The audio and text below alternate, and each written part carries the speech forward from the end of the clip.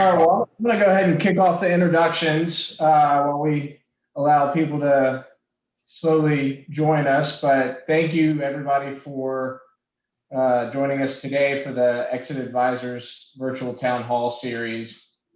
Today, we're joined by Greg Phillips of Phillips Kaiser Law Firm, Corbin Bates of Vantage Partners. Thank you two for coming, and also Alan Gary from the EA team. Today we're going to focus, we've got a panel that's going to focus around legal due diligence.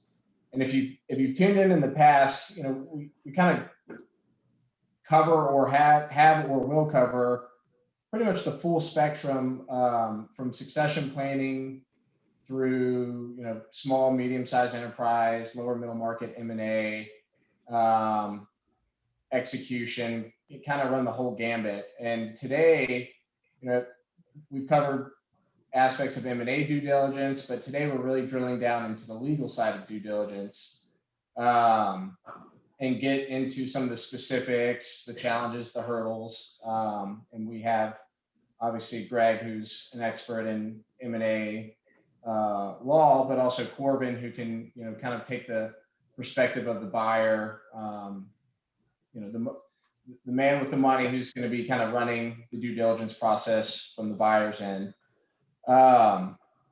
Before I kick off, I'll give a little overview about ourselves. We are Exit Advisors. We're a Houston-based M&A advisory firm that focuses on the lower middle market, privately held companies.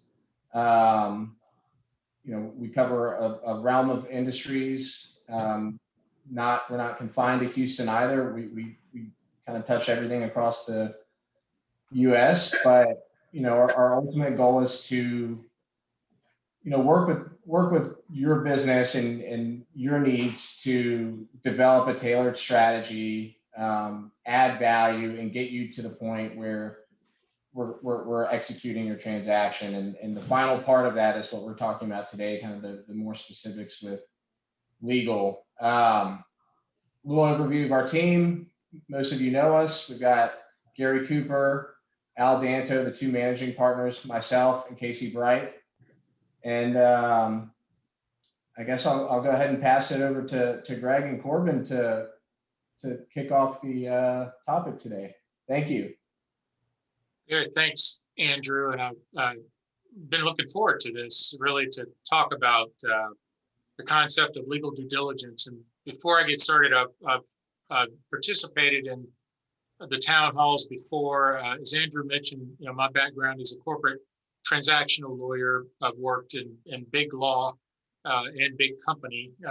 Worked at Bracewell, trained as a corporate securities lawyer at Bracewell, and then went in-house doing a lot of private equity and M&A deals for Compact Computer Corporation. Did the same thing at Enron, and then afterwards started on my second firm now, and we provide really boutique legal services doing M&A deals, corporate finance deals. Everyone knows Gary and Al, and we've also asked Corbin Bates to participate. Corbin is actually a client of mine. He was a student of Al's, but Corbin is one of the principals in a private equity firm, and they've been very active and they've done some great deals. So really looking forward to Corbin's viewpoint as the buyer, as the investor, and what they look for when it comes to legal due diligence. So why don't we dive in now, and we'll talk about legal due diligence. Just broadly, due diligence is really, you know, in the investigation by the parties of one another when it comes to a transaction, whether that is a outright acquisition or merger, or whether it's a private equity deal where you as an investor, they're investing in a company. And what does that really mean? You know, just like anything, before you buy a home, before you buy a car, before you make any purchase, you want to understand what you're buying. And the legal due diligence process, and you know, we're putting that qualifier, legal due diligence, but it's really any due diligence is understanding what you're buying or understanding what you're investing in. So the investor or the buyer wants to understand the business, that they're about to acquire or put money into, but they also want to understand not just the business and the business operations, but are there things out there that they may be unaware of? Are there things, risk, for example? And it may not be that the seller is trying to hide anything. It just may be that the seller doesn't look at it from the same perspective as the buyer. So the buyer is really doing their homework just to make sure that they're getting the benefit of their bargain. So you think about it as far as buyer and seller, but I always say in the legal due diligence process, also the seller should do some pre-due diligence on themselves, right? Before you go down this road, understand what you have yourself so that you can respond to a buyer or to an investor. And then also be aware that your service providers, your lawyers, your accountants, they're going to do some pre-due diligence on you as well, because they want to make sure that they understand you and your business as they proceed to be your advisors dealing with third parties. So when you use the word legal due diligence, there is a lot going on, and it's not just between the buyer and the seller. It involves your advisors. And as I mentioned, you should do some due diligence on yourself to make sure you can answer questions and you're prepared for the process that's about to start. So I wanted to open with that. And as listed on the slide here, we've got a couple of topics. These are really just guidelines for us to talk through. But I do want to start with getting Al's thought on, what, Al, from your perspective, I mean, you've got a ton of experience from doing deals, from, being an advisor, and then now you're even, in the classrooms, really teaching entrepreneurs about the process of acquisitions, entrepreneurship. I mean, in your mind, as a business guy, how would you define the legal due diligence process? What are your thoughts on the definition for it?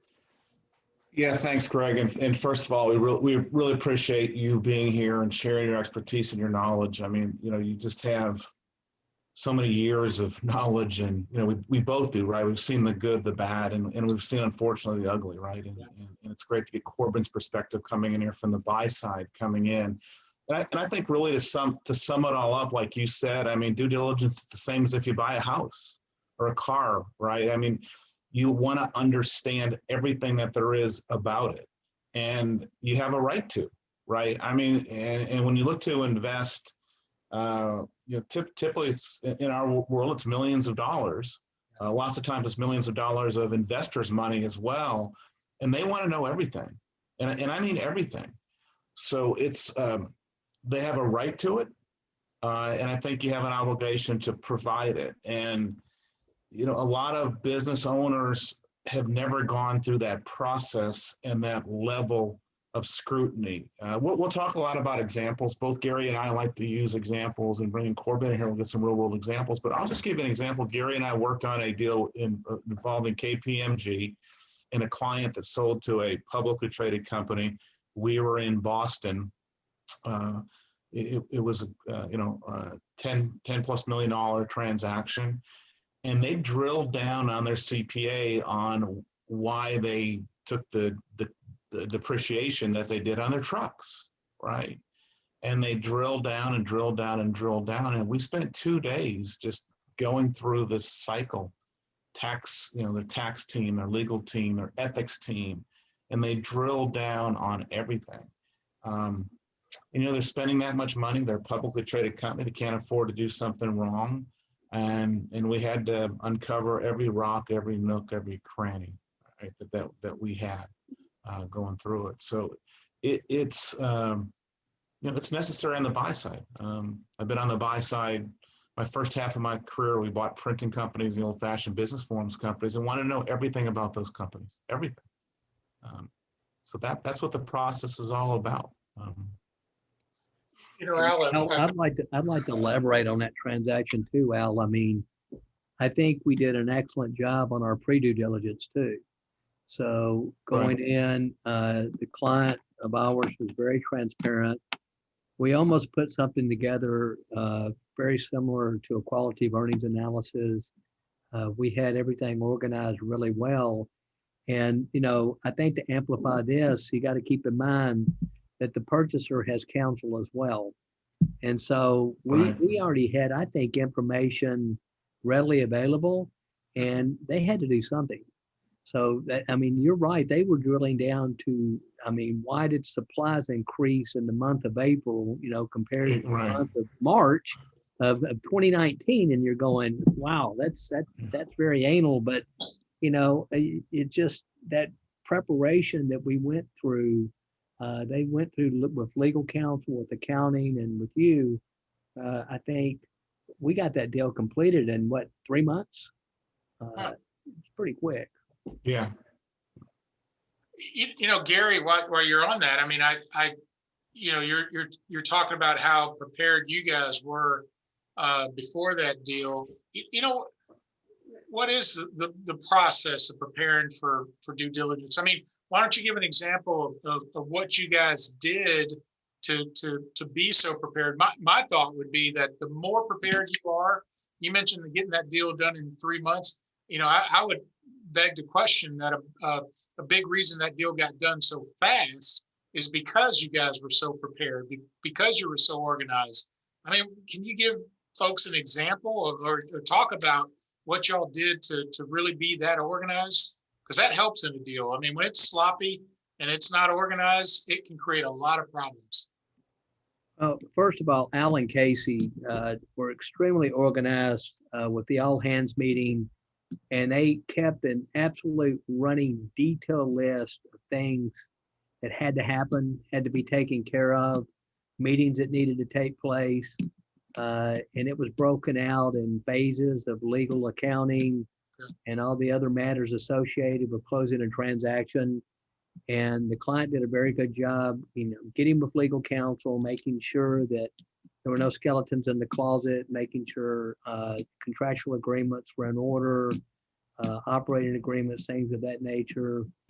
We came in as an accounting firm at that time and did all the pre-due diligence on. They had a really, really difficult entity structure with multiple entities. So we were able to pull things together on a month-to-month, quarter-to-quarter basis and, get the numbers cleaned up.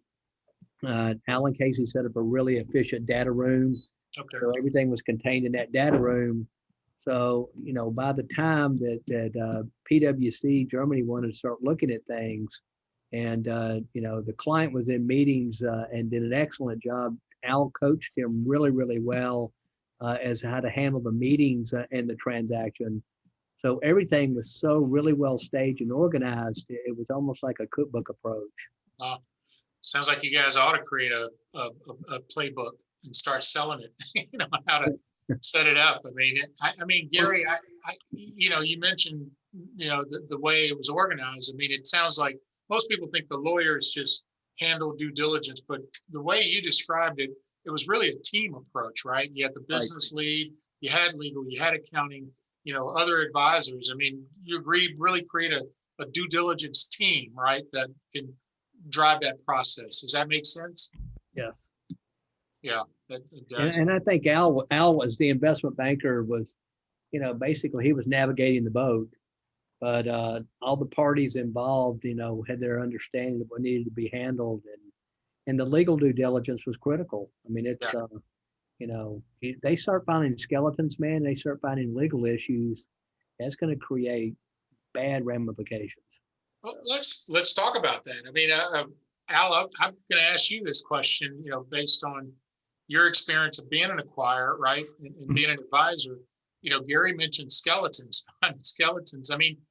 Has there been a time when you found some skeletons, you uncovered something that was material that you said, wait a minute, explain what happened, give us an example. Oh man, we could sit here all day on that one, Greg. I don't think there's ever been a time when there hasn't been a skeleton. There's always something, outside of you. I don't know too many perfect people, right? But, maybe my wife wouldn't say that. I mean, there's always something, right? And I think, you've got to get it out and get it on the table. And the sooner it comes out, the better, because it's going to come out. And when things come out later, man, it's so frustrating, right? It's just so incredibly frustrating to come out. So this pre-due diligence, like you talked about, is critical because you want to understand that stuff because you know you're going to face it. Yeah. Right. You know, at the end of the day, you're going to face it. And I think maybe you can talk about this later, but even if you don't, or you hide something, you know, I'm sure it can be fraudulent or misrepresentation, right? Yeah. And if you don't disclose it, so it's going to come out. So it's better to really deal with it ahead of time, as it comes out and goes through it. And, you know, there's always just something that's hanging out there. Like Gary said, the deal, we maybe go back to that one, but they had this incredibly complex entity structure. One owned it, one owned the other. They owned some equipment in one, they owned the employees in the other. And it was like, well, you know, we'll just wait. No, let's lay it all out. So we laid it all out. We charted it all out. We explained it because we knew we were going to get asked that, right? So that's the most important thing to do. Yeah, I agree. I mean, I'm sure we'll dive into it later in the conversation, but I tell all clients, and I'm just a big believer in disclose, put everything on the table. You know, don't try to hide anything because it's going to help you and it's going to build trust during the transaction. And it's going to let the buyer know that they're dealing with somebody that has credibility. So I completely agree. Corbin, did you have a comment on that? I love the idea of pre-due diligence. So coming from the investor's perspective, yeah, I mean, when we're going through our due diligence, I mean, we're trying to verify everything that we believe to be true about the business, what the business owner has told us about the business. But then so much of it is just, you know, we will always be at an information disadvantage. We'll never know as much about the business as the owner does. So much of the due diligence list is just trying to make sure that we're not missing anything, that nothing's hidden. And so if a lot of that pre-work hasn't been done that Al and Gary were mentioning beforehand, it can be a long process. If you're asking them things and they don't even know where to find that, or, you know, it can definitely drag it out, but it's stuff that investors are likely going to insist on seeing. So yeah, I love the idea. If you take, you know, one of your intermediaries, you know, your accountant, lawyer, someone to walk you through, you know, some of these things that investors are going to look for or ask about. And there are plenty of due diligence lists online. Most funds have their own due diligence list. It's going to be super long and they'll tailor it to each transaction, but it's just going through a checklist, and a lot of those are readily available online. Go through those and you'll see probably 90% of what you'll be asked. And so if you already get all that information ready, it should be a pretty smooth process. And then, as Greg said, if you know there are skeletons, or you know there are things that you don't really want to, you know, talk about because it could devalue the business, I would really encourage you to just disclose those, get them out on the table, because eventually, likely they will be found. And if it's a surprise, it could, you know, screw up the whole deal, or it could put some doubt in the investor's mind.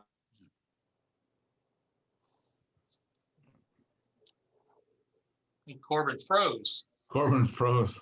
Corbin froze on us. Well, he'll come back. We'll get him back. And just to add something to that, Greg, one thing that it does, you know, this kind of rapport and chemistry that builds up over time. And if you find something like that, it's almost like you can be like cheated, or you really hid something. It can really hurt the credibility process as well, right? You know, Al, that's a big, you know, point, is that, you know, these deals are big on kind of the people involved and credibility, and people working together to get them to the end point, right? And that credibility means a lot, right? I mean, I don't know if it's just things have changed, but people think of these transactions as being adversarial, but boy, when you have people who trust one another, the deals are easier to get done. And so I agree. I think that makes a big difference. Big difference. You know, that's a good point, Greg. I mean, you know, these transactions are win-win. I mean, the seller wants to sell and go on to the next stage of life, or, you know, we talk about due diligence, but even if you're raising investment capital, right? I mean, this is going to happen. But man, that buyer and that investor, they're excited about taking over that company, investing that money. They want to do it too. they want something out of it and the seller wants something out of it. And if you go into this transaction or investment raise from that perspective, you want to create something that's really kind of a win-win, and need to understand the other side. And all that other side wants to understand in due diligence is what they're getting into. Right. Completely agree. I agree. And, Corbin, are you back? Yeah, I am. I don't know what happened. No, that's all right. Never happened before. No worries. Good to have you back. I mean, I just since you're back, and we've talked about defining what is the due diligence process, and Gary and the rest of you guys have talked about even how do you organize the due diligence process. We talked about the concept of pre-due diligence. Corbin, you were talking about that, and I was going to follow up with your perspective as the money guy, right? Writing the checks. If you had to give advice to a seller or someone that's looking to bring in private equity money, what are the things that you would give them advice to really organize themselves for? What are you looking for? I mean, what are the big items that you want to see? Well, I mean, that could be answered a few different ways. I mean, specifically in regard to the diligence side, it would be really well organized information. Whatever thesis we're buying into, whatever opportunity there is, that needs to be really laid out, and all of the things you've likely verbally been telling us are backed up with different documents. But again, when it comes to legal due diligence, it's all those things. And again, these lists are readily available, but there are so many areas where I guess someone coming in fresh could be misled, or things could be hidden, that if you have all of those lined up, like, hey, here's likely everything you're going to want to know about kind of our back end legal stuff. Here's all the documents, here's everything, and if there are any issues disclosing those, that goes a long, long way, again, in building trust and giving the investor more comfort that, everything else that you're telling us is also true. It's a process that keeps building trust, but it only takes kind of one misstep to really completely break all the trust. And that can either cause the investor to completely walk away, or, maybe discount the investment a lot more than it should, because now they just can't trust you. So now they've got to discount it quite a bit. Yeah, I'm going to add a little bit, just since we're talking about legal due diligence, to add to Corbin's point about laying everything out and the list. I mean, I'll give you some examples. Just if you're a business owner and you're looking, or if you're even an investor, or you're going to make an acquisition, from a legal standpoint, some of the things to think about is your cap table, right? Who are the owners of the company? I mean, I've run into situations where the owners they're about to sell their business, and we're getting close to close, and all of a sudden somebody comes out of the woodworks that says, hey, Mr. Owner made me a promise 10 years ago, right, that I own X percentage of the company. So you need to have a very clear cap table. I mean, consents. Are there any consents from third parties, whether you're leasing a building and you need a landlord consent and are able to sign the lease, or you may have a customer or supplier that has language in their agreement that says, before you assign the agreement, you need a consent to assign. Or maybe there's banks, right? Your bank, you need to go to your bank to get consent. Are there any transfer restrictions to be able to sell the business, change of control? Is there any litigation, or are there any disputes out there that you really need to tell the seller about, or your investor about? So those are examples of some of the big ones that I've seen that have actually cratered deals because the investor or the purchaser got involved and they uncovered something that they just couldn't get over. So those are some of the big ones. Gary, Corbin mentioned this idea of trust, right? The trust between the two parties, the buyer and seller. But, I've seen situations, and I'll just put it on the table, where I've told my client, who may not have had a lot of experience with selling their business, because it's painful, right, to have somebody probe you and uncover rocks. And I've told the client, get prepared, because this is going to be an uncomfortable ride. I don't know if they didn't believe me or what, but I've had clients at the end of the day you know, they really, and the deal didn't go because the buyer uncovered something. And they look at me like the lawyer, well, Greg, you didn't tell me it was going to be like this. I mean, it's not only trust between the buyer and seller, but you have to trust your advisors as well. Don't you agree? I mean, what are your thoughts on the trust of your team that you've got involved?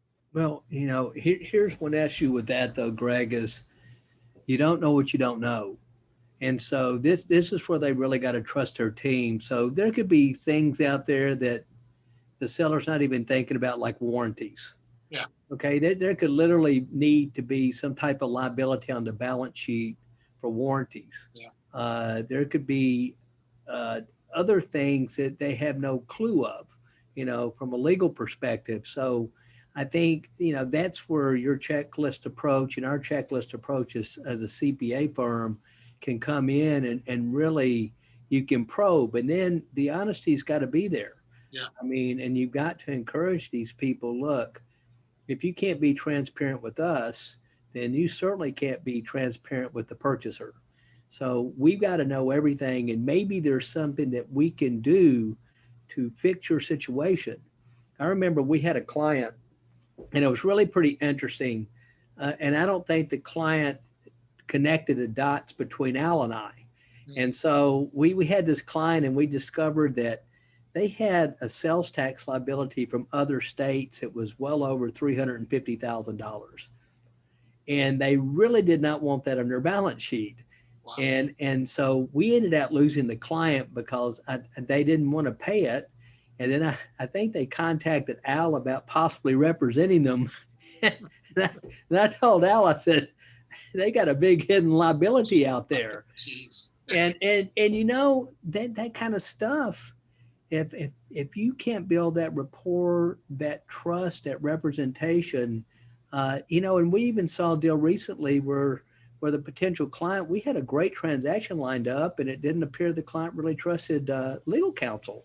Yeah. And I mean, that trust has got to be there. It really does. That is so true. And it's interesting, as the deal progresses, at what point, Al, what do you think? At what point do you bring in the specialists, to start working on that trust? I mean, how early should you get legal involved, accounting involved? I got to tell you something, Greg, and this isn't a shameless plug for Exit Advisors, although it really is. Gary and I really got together at the back of a continuing education course. We're both certified valuation analysts, and we were just talking about how this stuff comes up at the end, right? And wouldn't it be great if companies could be prepared ahead of time? Because you're going to go through it, right? I mean, you're going to go through this. It doesn't matter. Corbin's not going to write you a check for whatever until you go through it. It's a part of the process. Yeah. So why not get this stuff done ahead of time and start preparing these, now it's a data room, electronic data room where everything needs to be filed. Why not have this done ahead of time? If you get a knock at the door, we both had a good friend, right, who just died in the middle of the night. Yeah. Right. And we had to deal with the state and everything that went with it. And why not just have that house in order? So do it ahead of time. And, I have one of my classmates from Rice years ago, and he had a to be open upon my death kind of envelope. And it was, the process of what he was going to go through, for his wife if something happened. So, having that ahead of time and preparing members that could be on your team, right? Your CPA, your attorney, something like that ahead of time. So they know it and they know you very well.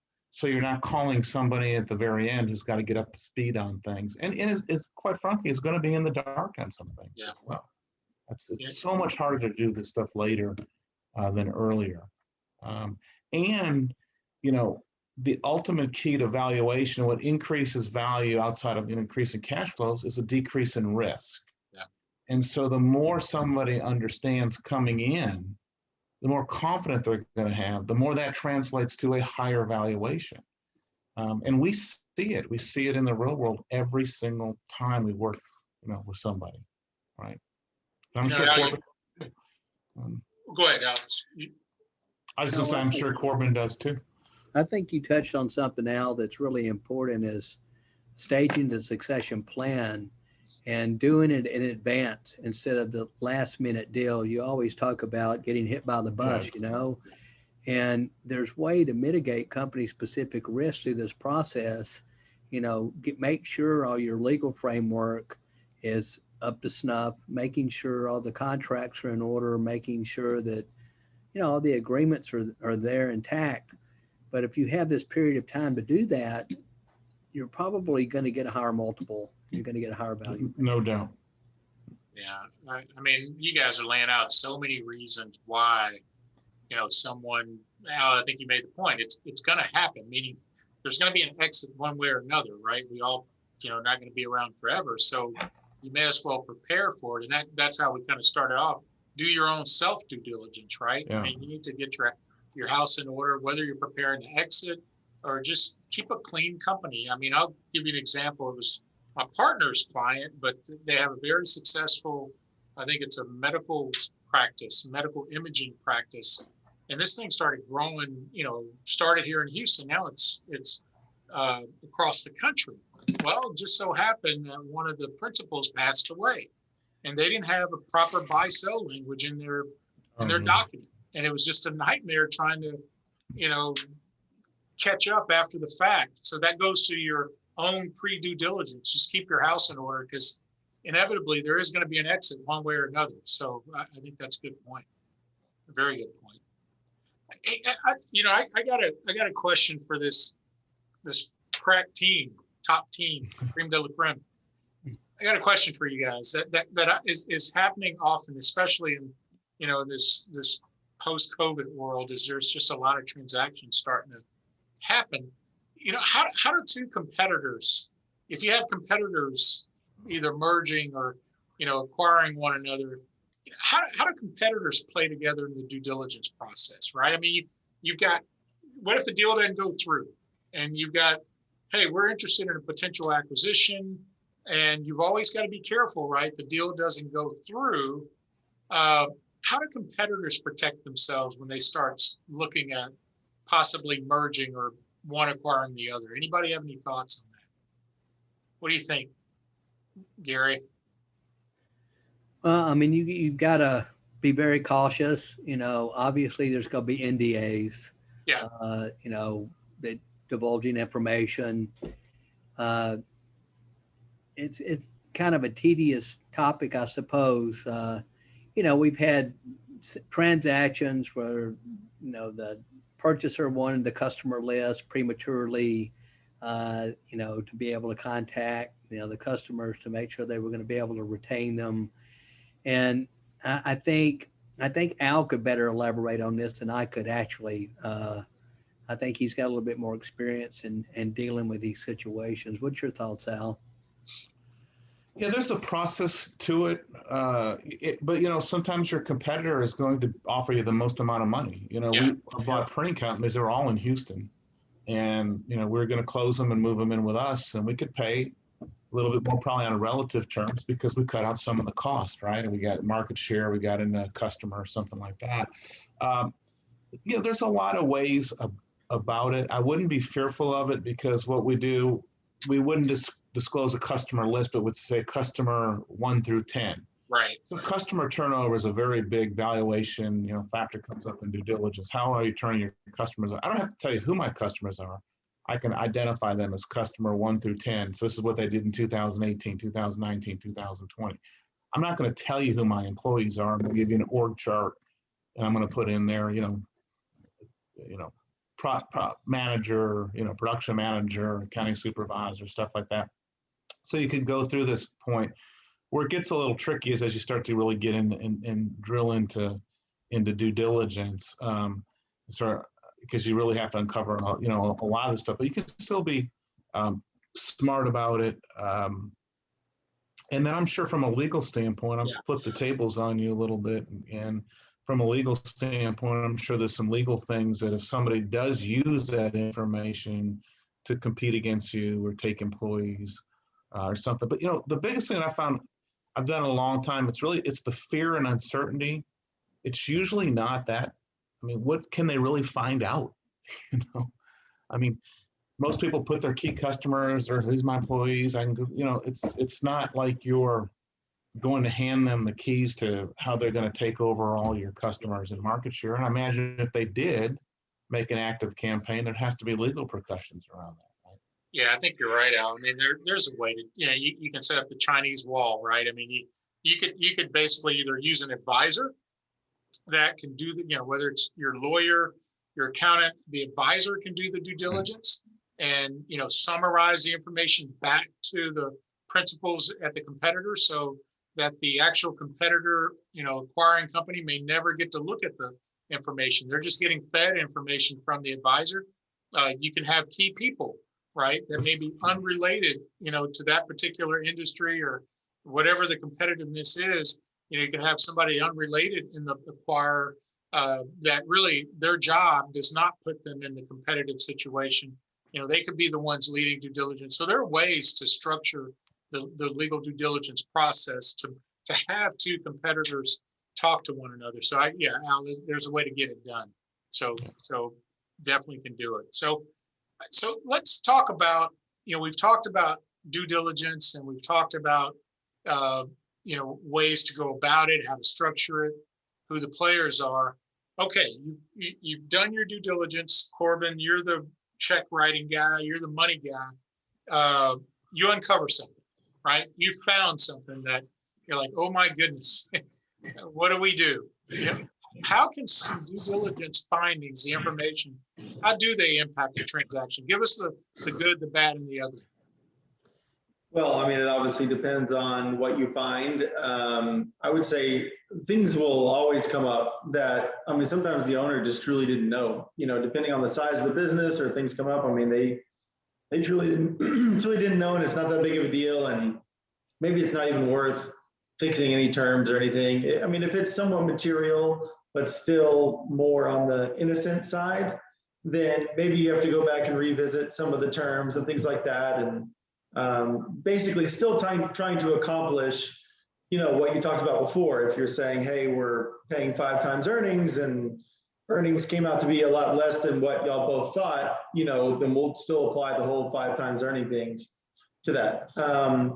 If you uncover something that's, immoral, illegal, something like that, not only does it break the trust between the people, but now you're just like, you don't even know what's true and what isn't. Most are going to back away at that point. It's too big of an investment. Any fund cannot afford for their own reputation, all that kind of stuff, a zero, to where if they really mess this up, they'd be way better off to just walk away.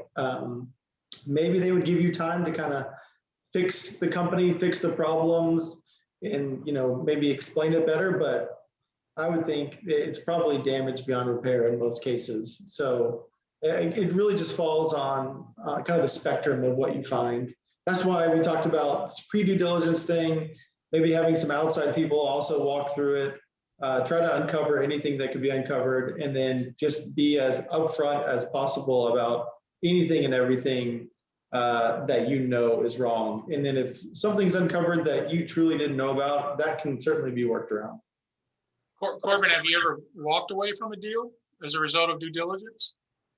We have, not because of anything immoral or anything like that, but it just, there was a transaction where we were going to invest in a company, and one of our stipulations is always, if it's a growth capital investment, which this was, that the owner is staying there, and that's going to be, the primary thing they're focusing on. If we're going to give you guys a good chunk of money, we expect you to be working on it a lot of the time. And we put that stipulation in there and kind of kept going through the whole thing, and there was some back and forth on wording, and then ultimately he just couldn't commit to work on this full-time post-transaction, and we weren't going to budge on that. So we did end up walking away.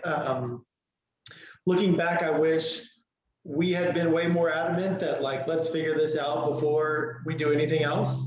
I wish that the owner had really, self-reflected and told us up front, like, this cannot happen. I think it would have saved both of us time and money. I think maybe we both hoped that this would just end up getting resolved, but this ended up being the last thing to be resolved. literally the day of signing, he called us up and said, I can't sign this. And we said, okay, we're not moving forward if you can't agree to this. Hey, Alan, a question just popped up in the chat about what is an example of something that has been uncovered that you'd walk away from, that has caused a buyer to walk away in a deal other than the obvious fraud. Do you have an example maybe of a deal you worked on where something was uncovered that caused the deal to fall apart? Yeah, that's a good question. So, financial is not prepared according to GAAP, right? So you have mistiming issues. So you misrepresented the actual, financial performance of the company, right? Stuff like that. Some stuff in, contracts that may come up. Yeah. Right. We had one deal where it was a good sized transaction and there wasn't a signability agreement in the contract. So the buyer said, well, we have to make sure the customers are going to, come over. And the seller said, well, look, we're the alternative to you. And they couldn't get through it, literally. And because I'm not going to show that to you, I have the money in the bank and vice versa. So, had they had a simple assignability clause in the contract, right? That could have came up. Late changes where you might lose a customer. Yeah. We had one transaction we thought we were going to lose in the last week. Their patent got challenged, but the company said, "Look, we're going to go through with it anyway." So, stuff like that. It really doesn't happen that often where you see that again. If the stuff is laid out on the table up front, but when you do catch these surprises on the back end, they can come up, right? Al, you and I have had a discussion before about the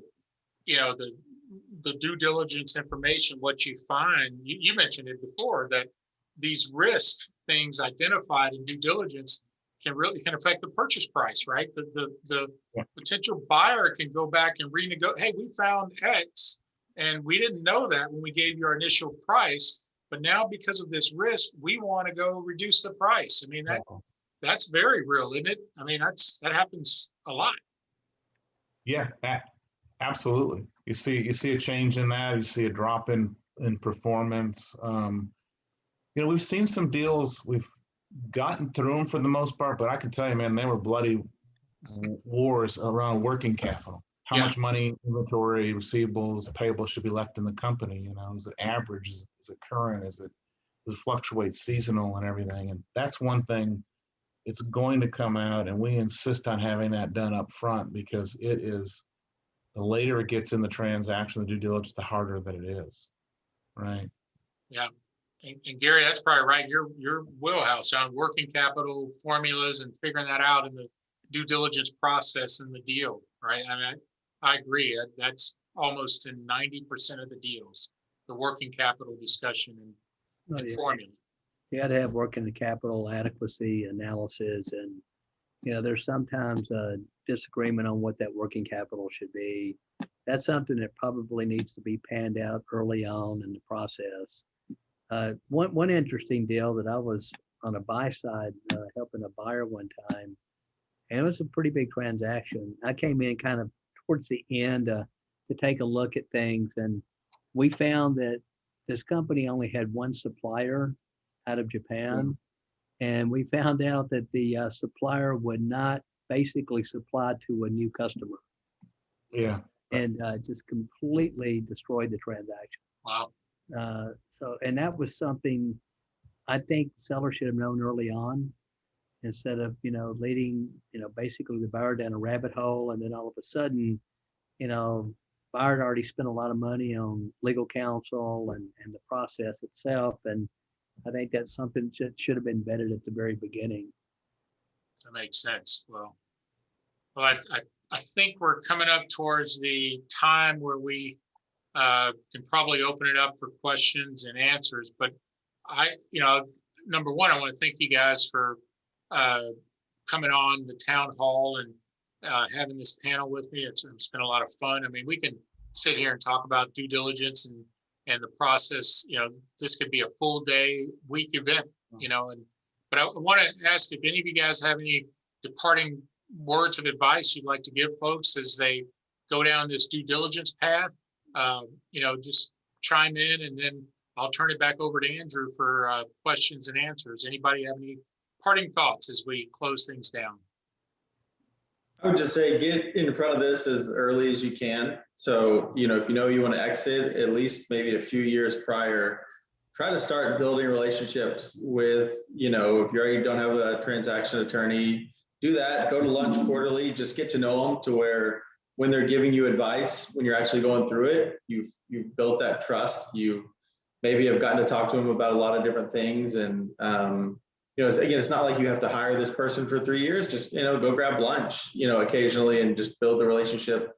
Same with your CPA, you know, even someone like, you know, investment banker or, you know, someone like Al that is going to hopefully guide you through it. Maybe go meet, you know, multiple different people in these fields to see who you're comfortable with. But, you know, these are the people that do it all the time. And the people who are buying your business also do it all the time. You're the only one that is inexperienced in this field, likely. So I wouldn't try to do it on your own. I would really lean on these professionals, and you'll lean on them more and more if you trust them. And so I would try to start building that trust years in advance. Makes sense. Good. Well, Al, Yeah, I've got a couple things. I mean, I think good common sense is the best advice, but common sense isn't always so common, you know. So like Corbin said, really preparing, getting ahead of this, you know, understanding it. I'm not sure if I can share my screen or not, but I actually pulled up a checklist from one of the deals that we had.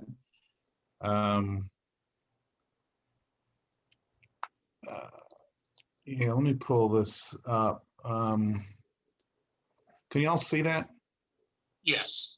Yeah, this is just a checklist, and like Greg said, I mean, they're going to go through your entire corporate structure, formation documents, minutes, anything that you've ever done, you know, buy, sell agreements, operating agreements, everything that you have in that. Anytime you issued any equity, like Greg said, sometimes there can be someone that was committed or promised shares in the past, stuff like that, but they're going to go back and scrutinize any changes or capital that you raised, right?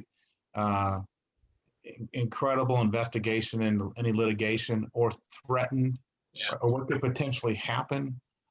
Tax and audit, you're going to go through all your tax statements.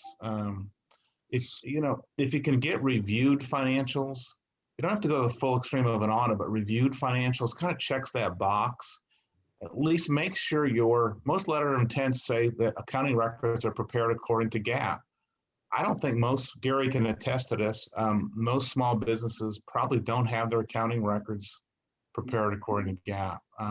Nope. So you're going to go through all that, like Gary said, you know, monthly working capital, monthly reports, capital budgets.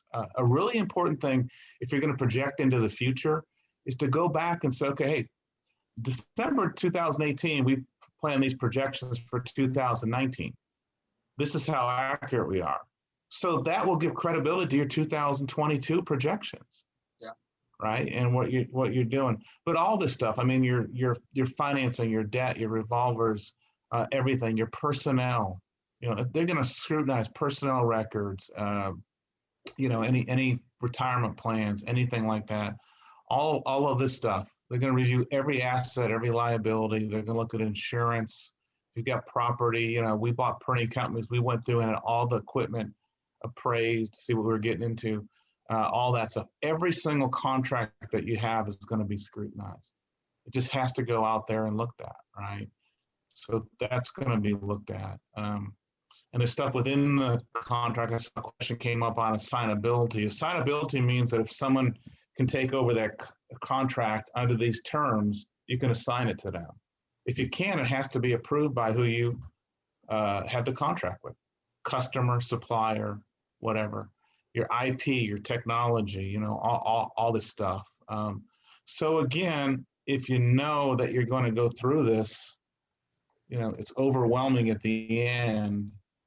And quite frankly, answer the other question, there's been some due diligence we haven't been able to get through just because it's been so overwhelming to the entrepreneur. Yeah. To get this information, they just can't get it. I don't know. I didn't have that. Well, it's tough, right? So. No, thanks, Al, for I sharing. just want to add one thing to that too, and I'm not making this suggestion for us to feather our own nest, but when you're going to put a transaction like this together, you got to think about the total transaction size. You got to think about the effect it's going to have on your life. And this is the time not to go cheap. This is a time where you got to look at the quality of service that you're going to receive and embrace that. So, really look at the total fee structure based on the total transaction value and try to take that into perspective. That's a good point. That's a great point. This has been great, guys. I appreciate all of you guys allowing me, the lawyer for once, to be on the questioning side. I mean, I can actually, sit and lob questions to you guys versus having to receive them. So thank you guys for, letting me sit in the other chair. I really appreciate it. I don't know how you pulled that off, Greg, but You're welcome, Greg, but the tables have turned. I'm about to drill you with questions now. All right, here we go. All right, always ready for it. Andrew, back to you.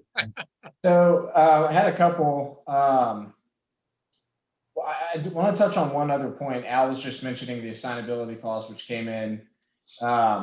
Just one more layer to that. You can have assignability baked into your contracts, but we just had a client that had assignable contracts, but they had to be consented to. So even then, they were technically allowed, they still had to go through this consent process, and it takes weeks to get responses because it has to cycle through the channels, go to the board, go to the, whoever is managing the contract. It's not just okay, you're good. So just keep that in mind.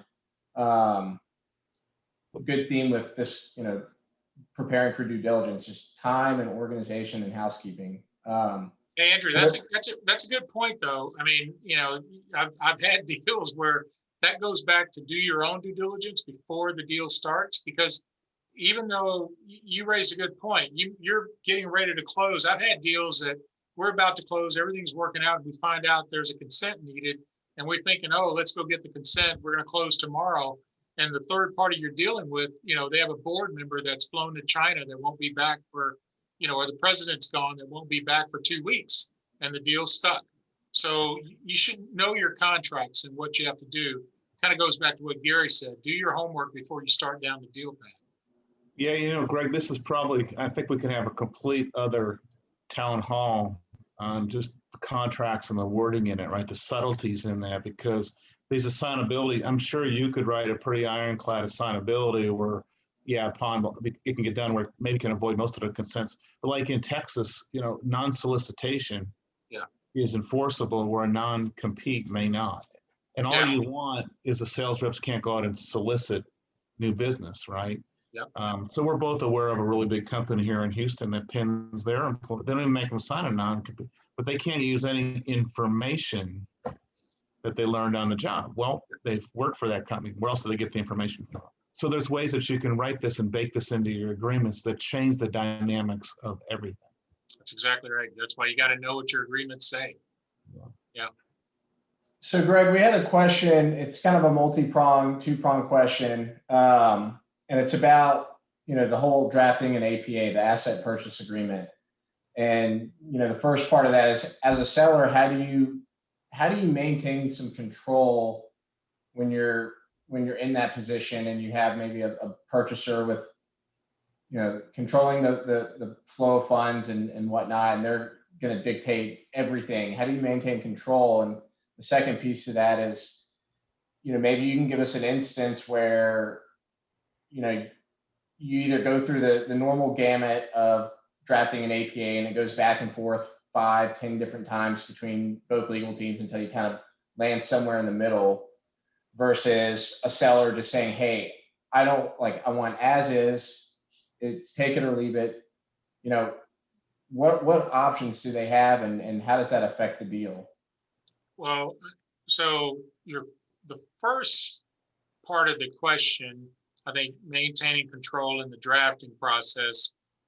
I think Gary, you're the one. I think you mentioned this. Trust your advisors. I mean, the bottom line is, I tell if you are a seller and you've got a whether it's a private equity, an infusion of capital into your company, or whether you're being acquired, if the other party is a big, they got deep pockets, and I use the phrase 98.6% of the time, the buyer is going to control the drafting. And Corbin can probably speak to this. The buyer is going to, they're going to have their process, they're going to have their documents, and they're going to control the documents probably the majority of the time.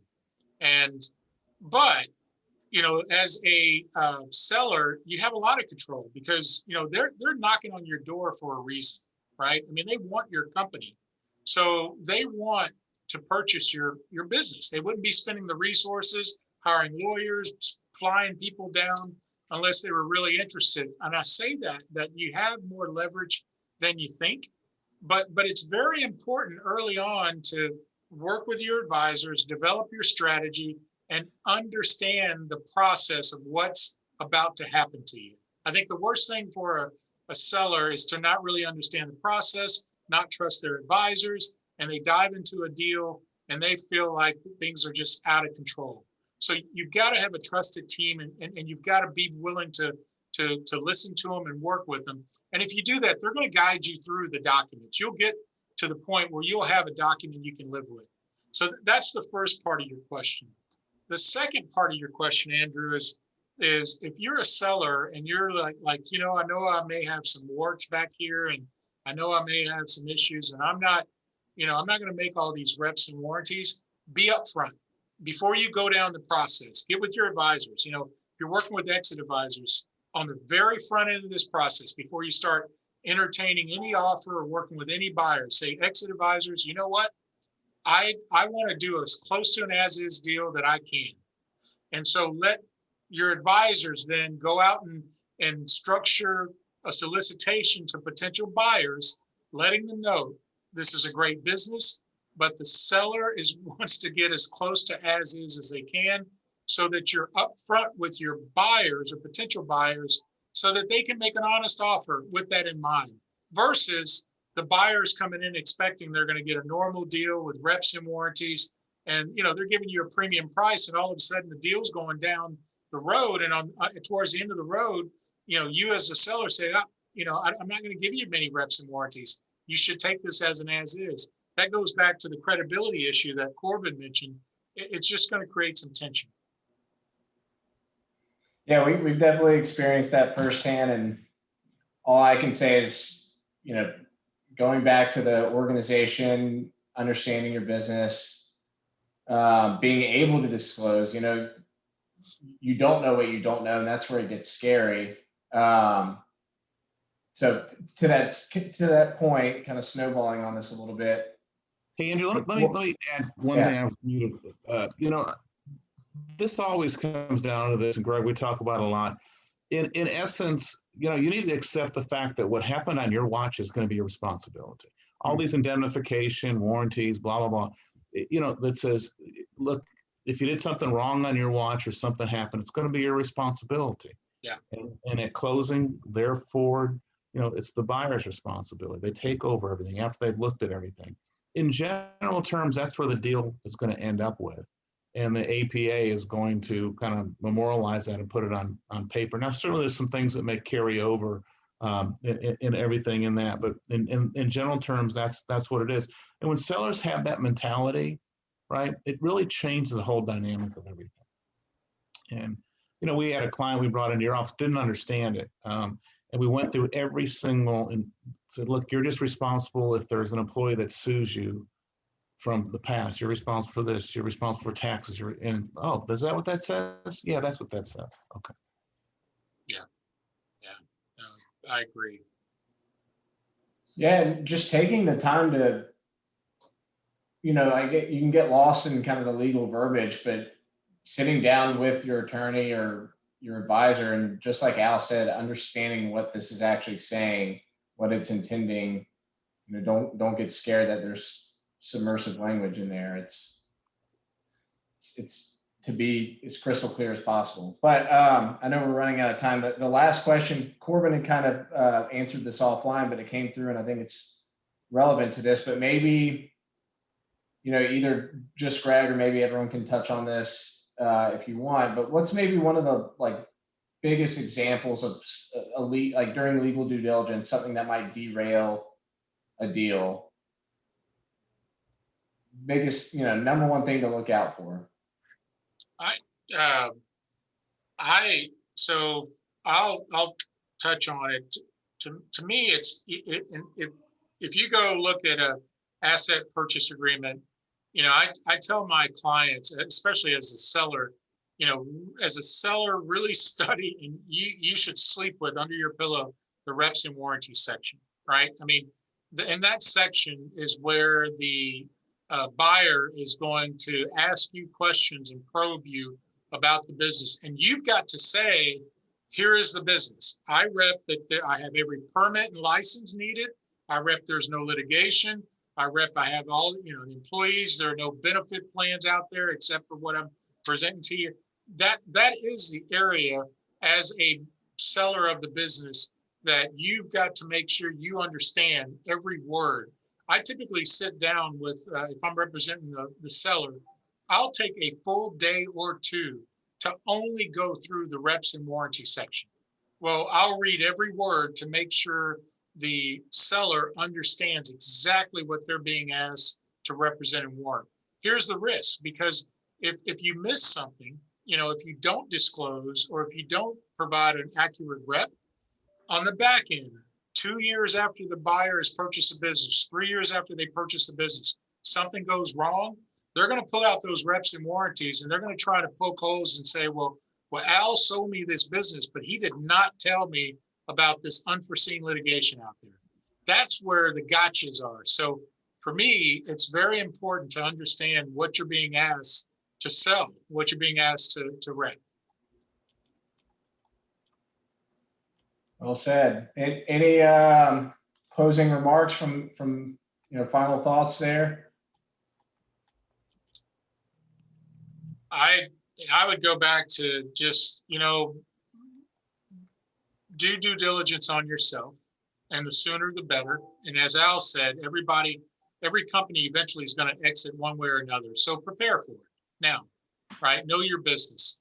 And number two, I think Corbin, you said it, get to know your advisors, get a good team, lawyer, your accountant, your consultants, build a team around you that you're comfortable with and you trust and you know one another and you know how to work well together. That's going to get you to the end. And it's going to get you to the end quickly and efficiently, where you won't spend a lot of money as well. All right. Well, thank you.